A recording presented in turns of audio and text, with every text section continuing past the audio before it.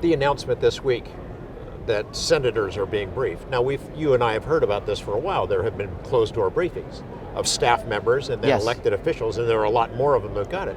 But for them to come out and yes, I did get briefed. I'm not going to tell you what it is. It's classified. That itself would be the UFO story of the decade if it was just by itself. Absolutely, yeah. 5 years ago, it would have been the story of the year.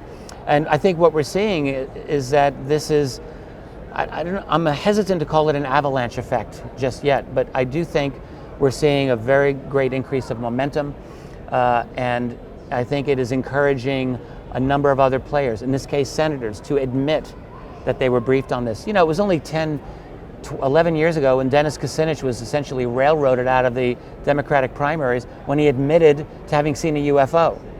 It was 2008, it wasn't that long ago. And I just marvel at how far we've come in 1 decade and in really just 2 years. So you wonder happening. also what is still to be revealed. Jacques Vallée has speculated someone's got a pile of info. The government has the sensors, they've got the satellites, they've got all the personnel. If they've been able to keep all that stuff, that somewhere it exists. So are you hopeful that someday it comes pouring out?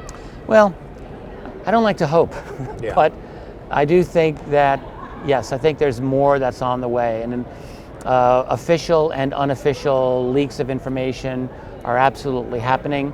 With To the Stars, you see through the show Unidentified, what I would call a kind of controlled or soft disclosure.